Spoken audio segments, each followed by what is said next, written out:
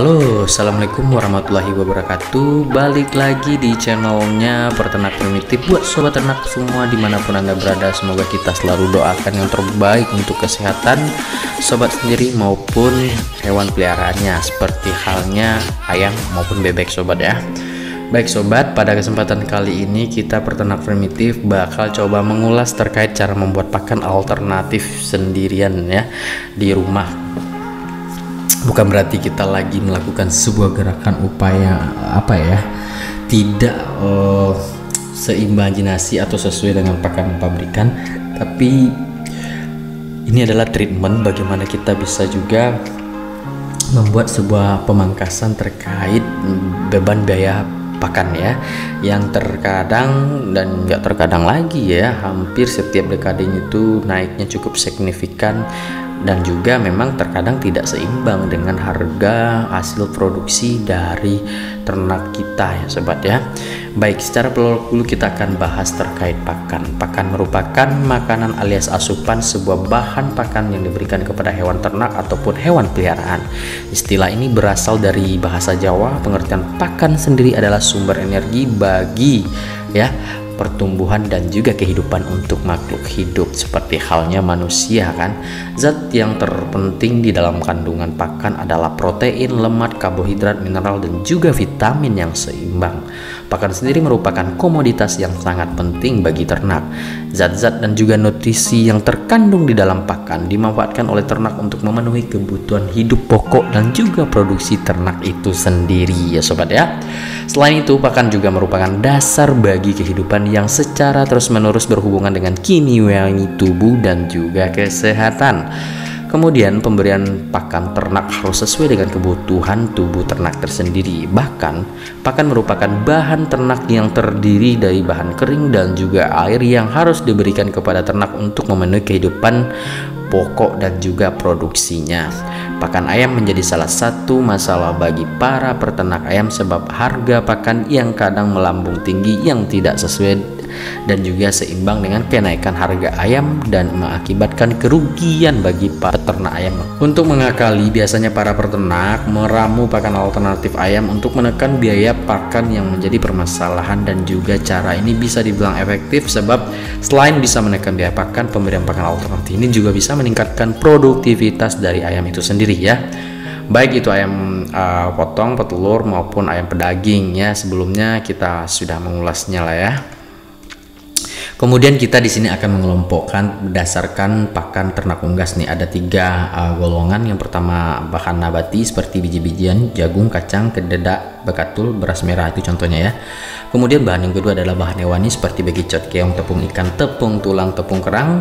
Kemudian perlu digarisbawahi terkait tepung ikan dapat meningkatkan produksi juga kandungan kalsium yang cukup tinggi nih sobat.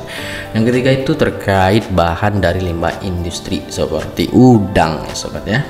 Jenis-jenis pakan ayam dan juga kandungan gizinya ya, kita akan coba ulas. Semua jenis ayam, baik itu ayam kampung, ayam pedaging, bahkan ayam petelur, harus diberikan pakan yang kaya akan gizi. Jenis-jenis pakan yang berserta kandungan gizi berikut patut jika kita harus aplikasikan di rumah ya. Pakan ayam yang mengandung banyak gizi seperti protein akan cepat meningkatkan produktivitas serta cepat dalam menaikkan bobot ayam gitu ya, seperti sorghum ya. Sorghum adalah sebuah jenis tanaman dari keluarga rumput-rumputan, masih berada satu keluarga dengan padi, jagung, dan juga gandum ya sobat. Biji sorghum memiliki kandungan karbohidrat yang cukup tinggi sehingga dimanfaatkan sebagai makanan pokok oleh lebih dari 500 juta penduduk bumi nih sobat ya. Namun sebagian besar produksi sorghum digunakan untuk pakan ternak. Tanaman sorghum yang kini banyak dibudidayakan ya, maksudnya berasal dari spesies sorghum bicolor ya, dimana dilihat dari segi pemanfaatan dikenal 4 macam tanaman sorghum. Yang pertama sorghum biji yang dimanfaatkan bijinya, yang kedua sorghum manis yang dimanfaatkan patinya, yang ketiga adalah sorghum brown yang dimanfaatkan material seratnya, kemudian yang keempat adalah sorghum hijauan yang dimanfaatkan biomasanya untuk pakan ternak. Serta kalau kita lihat kandungan protein dari sorghum ini lebih tinggi daripada jagung dan juga mengandung sedikit xanthofil sekitar 1,5 ppm ya.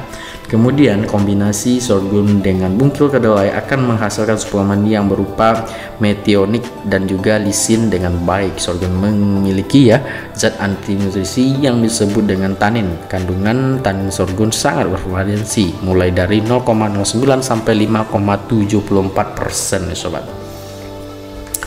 Oke, yang kedua itu ada pollard ya. Pollard merupakan hasil sampingan dari penggilingan gandum yang menjadi tepung terigu. Pollard mengandung serat kasar antara 7 sampai 9,5% dan juga protein sekitar 15%. Nilai energi metabolismenya sekitar 1700 kcal per kilogramnya ya. Nilai energi ini berkaitan dengan kandungan lemak sekitar 3-4%. Kemudian penggunaan pollard dalam formulasi ransum dibatasi oleh kandungan serat kasar dan juga tingkat energi mobilitasnya yang sangat rendah ini sobat. Dan yang ketiga itu sangat lumrah kita jumpai dan pasti dengan pastinya banyak digunakan oleh para peternak ayam khususnya ya, yaitu dedak padi yang diperoleh dari proses penggilingan padi menjadi beras. Dedak padi sering digunakan dalam pakan karena memiliki potensial kesediaan yang tinggi. Dedak padi merupakan sumber energi dan juga asam amino pada unggas, tetapi keseimbangan asam aminonya itu cukup kurang baik ya sobat ya. Kalau kita lihat penggunaan dedak padi dalam pakan terbatas terutama pada ayam muda karena kandungan serat kasarnya yang cukup tinggi sekitar 11%. Serat kasar merupakan nutrisi yang sedikit dapat dicerna oleh ayam. Selain kandungan serat kasar, dedak padi juga mengandung asam pitat tinggi yang dapat menurunkan ketersediaannya mineral fosfor dalam pakan ya sobat ya. Kualitas dedak perlu diperhatikan sebelum kita menggunakan dalam pakan alternatif tadi ya sobat ya. Kemudian hal itu dikarenakan dedak padi banyak dicampur dengan bahan lain seperti sekam maupun kapur. Dedak yang sudah tercampur dengan bahan lain tersebut membuat kandungan nutrisi menjadi rendah. Pengecekan kualitas dedak dapat dilakukan dengan mengukur kepadatan bahan pakan yaitu bull density ya. Dedak yang baik mempunyai bull density-nya sekitar 417 kilo per meter kubik nih sobat. Gitu loh cara perolehan dan juga penghitungannya nih sobat ya. Baik, kita berlanjut ke next. Berlanjut ke next alias singkong maksud kita itu ya. Singkong banyak tumbuh di Indonesia, juga berpotensi sebagai bahan pakan sebagai sumber energi. Kandungan energi metabolismenya cukup tinggi, hampir sama dengan jagung sekitar 3440 kcal per kilogram ya. Tetapi kandungan proteinnya cukup rendah, sekitar 2-3% doang ya. Banyak mengandung cyanogenetik glukosida ya. Jika akan digunakan sebagai bahan pakan, sebaiknya singkong diolah terlebih dahulu dengan melakukan penjemuran di bawah terik matahari untuk menghilangkan kadar zat anti nutrisinya dan juga bisa disebut dengan gaplek. Penggunaan singkong dalam pakan sebaiknya kurang dari 20% ya, karena penggunaan yang berlebihan pada pakan jenis singkong ini akan menyebabkan fasenya itu basah nih sobat ya. Ini perlu kita perhatikan ya ketika kita tahu komposisi dan juga kandungan-kandungan dari bahan-bahan utama nanti sebagai kondimen untuk kita melakukan proses pembuatan pakan alternatif. Jadi penting banget untuk kita ingat. Oke, next sobat, kita akan membahas tentang minyak ataupun lemak. Minyak adalah bahan baku pakan sumber energi dan tidak mengandung karbohidrat, protein, mineral, dan juga vitamin. Minyak alias lemak digunakan dalam ransum membutuhkan energi tinggi. Selain sebagai bahan pakan sumber energi, penggunaan minyak alias lemak dapat meningkatkan efisiensi pakan, mengurangi pakan berdebu, serta memperbaiki warna, palatability, dan juga tekstur dari ransum. Minyak ataupun lemak yang digunakan sebelum proses pembuatan pelet dapat menurunkan kadar kualitas pelet. Jadi sebaiknya minyak disemprotkan saja untuk meningkatkan kualitas pelet ya. Kemudian berbagai sumber minyak yang sering digunakan dalam ransum yaitu adalah minyak kelapa, minyak sawit, dan bahkan minyak ikan yang mengandung energi metabolis masing-masing itu sekitar 7.000 sampai 7.200 dan juga variasi lain dari 8.600 ya kcal per kilogramnya. Oke sobat, sebenarnya akan lebih terasa menyenangkan bila kita bisa membuat pakan untuk ternak kita sendiri. Di samping lebih menghemat pengeluaran, kita juga bisa memberikan pakan untuk ayam kita dengan bahan yang aman, karena kita tahu setiap tahapan dan juga proses pembuatannya. Bagaimanapun pakan yang dimakan oleh ayam akan berpengaruh pada produktivitas telur maupun dagingnya ya sobat ya.